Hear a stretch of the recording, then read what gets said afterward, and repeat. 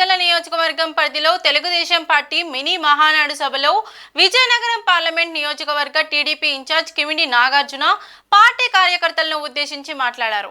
రాష్ట్రంలో తెలుగుదేశం పార్టీకి యువతే వెనుదండగా నిలిచారని గుర్తు చేశారు. ప్రతి ఒక్కరూ పార్టీ కోసం మరింత ఉత్సాహంతో పనిచేయాలని సూచించారు. మొదటి నుంచి ఎచ్చల నియోజకవర్గం తెలుగుదేశం పార్టీకి కంచుకోటగా నిలిచిందన్నారు. యువత పార్టీ నాయకులు కార్యకర్తలు చంద్రబాబు లోకేష్లను స్ఫూర్తిగా తీసుకోవాలన్నారు.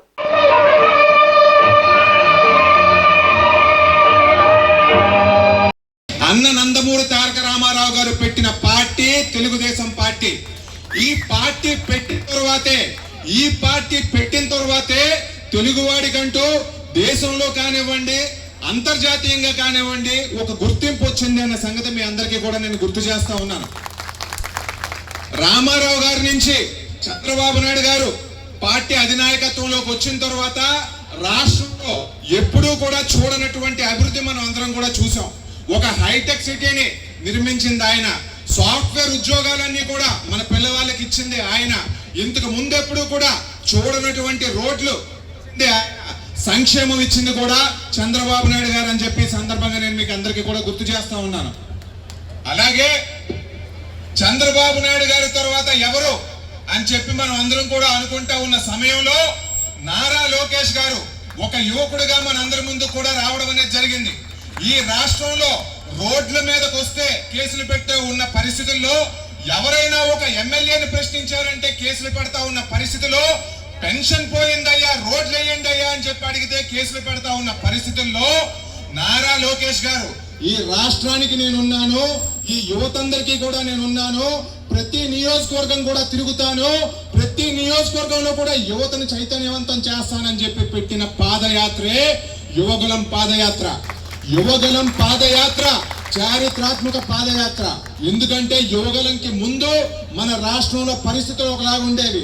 యువగలం ప్రారంభించిన తర్వాత అందరిలో కూడా చైతన్యం వచ్చి అందరిలో కూడా విప్లవం అనేది వచ్చి ఆ జగన్మోహన్ రెడ్డి మీద పోరాటం చేయాలని చెప్పి ప్రతి కార్యకర్తలో కూడా కసి కలిగేలాగా చేసిన వ్యక్తి నారా లోకేష్ గారు అని చెప్పి ఈ సందర్భంగా మీ అందరికీ కూడా తెలియజేస్తా ఉన్నాను. అయ్యా ఈ రోజున ఎచ్చర్ల నియోజకవర్గంలో ఒక ప్రసంగం ఇవ్వడం అనేది నాకు చాలా సంతోషంగా ఉంది. ఎందుకంటే మేము రాజకీయాలు ప్రారంభించింది శ్రీకాకుళం జిల్లాలో. పెదనాన్నగారు ఉనుకూరు శాసనసభ్యులు అయి ఉండొచ్చు. అలాగే అమ్మగారికి 1987లో జిల్లా పరిషత్ చైర్మన్ గా ఆ రోజున అమ్మ వయసు ఒక 27-28 సంవత్సరాలు మాత్రమే ఉంటాయి. ఒక డాక్టర్ గా చదువుకున్నారు.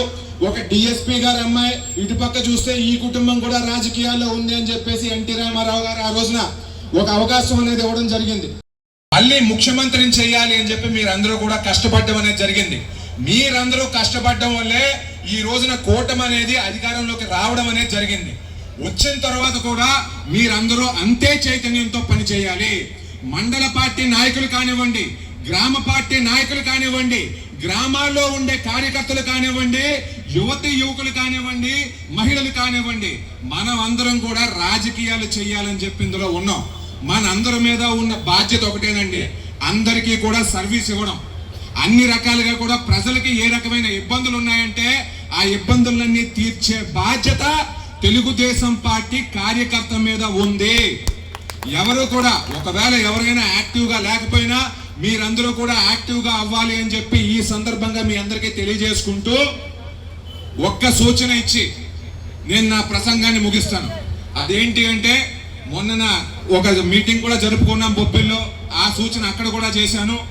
యువకులు ఎవరైతే ఉన్నారో యువకులందరినీ కూడా ముందుండి నడిపించాల్సిన బాధ్యత నాయకులందరి మీద కూడా ఉంది. ఈ రోజున మనం అధికారంలోకి వచ్చామంటే తెలుగుదేశం పార్టీలో ఉన్న యువకులు ఒక ప్రధానమైన కారణం. మా తాతలు పట్టుకున్న జెండా, మా నాన్నలు పట్టుకున్న జెండా అని చెప్పేసి ఎంతో మంది యువకులు తెలుగుదేశం పార్టీకి ఉన్నారు. గ్రామంలో అటువంటి వాళ్ళందరినీ కూడా వెన్ను తట్టి ముందుకు నడిపించండి.